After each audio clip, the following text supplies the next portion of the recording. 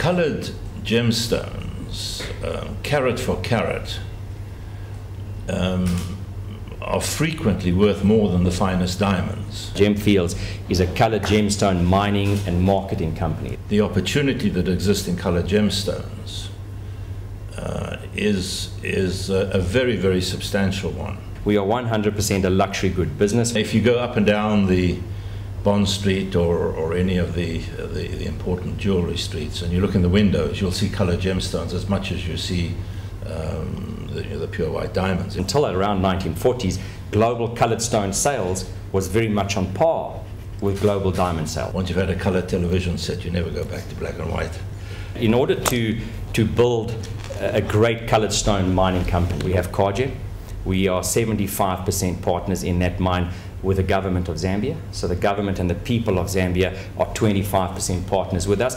Kagem right now is the world's single largest producing emerald producing mine, producing between 1 million and 3 million carats per month of fine emeralds. Last year producing approximately 33 million emeralds carats of emeralds in total. And then on top of that, we've got the Kagem amethyst mine.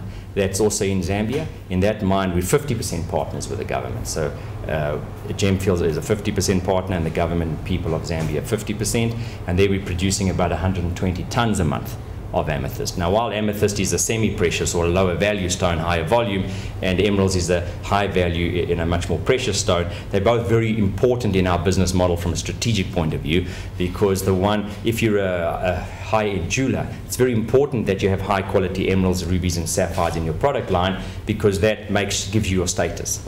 But you also look to have amethyst, etc., because that gives you a margin. Because you can take an amethyst, put it in sterling silver and sell it in a bright blue box, and you can make a whole lot of money. I don't want to specifically market for one of the downstream guys, but you know who I'm talking about. So it normalizes the business process when we as a coloured stone miner have both of those. And we've just acquired 75% of what I believe will become the world's single largest ruby mine, which is in the Montepuez region in northern Mozambique. But in a gemstone mine, because of the fluid nature of the deposit, your geologists are very important. Your geologists lead your mining, because if you have a great geological team, you can influence your grade. Your marketing team is extremely important because it's not a commodity. So if you market and promote the product properly, you can influence the revenue per carat. And because it's an unknown science, each mining deposit, we're finding we have a number of different emerald deposits we're looking at around in the world. We've currently got this one in Zambia, but we're looking in Brazil, and we're looking in Colombia. Each emerald deposit has got different geology. Each emerald deposit needs different mining techniques to get it out most efficiently. So you can significantly influence your operating costs if you do it right. And potentially in our business, the least important is purely tons. If we're only chasing tons, we can get a reverse economy. So our operating costs are sitting at an average 42 cents a carat, and our revenue is over $4. We've got the grade up, we've got the efficiencies down, and we've created more demand. We've come up with a grading system. Our grading system comprises a couple of 100 grades, and every single emerald that we mine will find its way into one of these different grades on a consistent basis. And a number of times a year, we've historically been having 1 low quality auction a year and 2 high quality. But going forward this year, we're looking to have 1 low quality and 3 high quality. So 1 auction a quarter, giving more steady cash flow, but more importantly, more consistent supply to the market. Historically, if you bought emeralds, you would have bought a mixed bag. And in that mixed bag, there would have been some high quality stones and some low quality stones, some big ones and some small ones. And when you cut and polish them, you would have had a mishmash of finished product, which meant you could never do production lines.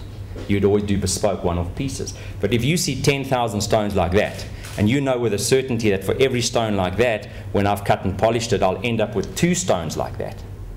You now have a certainty that 10,000 of those is giving me 20,000 of those. For the first time ever, our downstream customers are not just seeing rough emeralds, they're seeing a product line. They're seeing a product line. And what the world doesn't realize is a huge percentage of the world's diamond sector started their business in color gems. The estimates are that as much as 95% of all gemstones are cut and polished in India. And certainly from an Indian perspective, colored gems was their baby. They were very passionate about colored gems, but they moved on to diamonds because of consistent supply. And they built huge industries. But now when they look at our product and they see something like that, they're actually able to visualize a product line.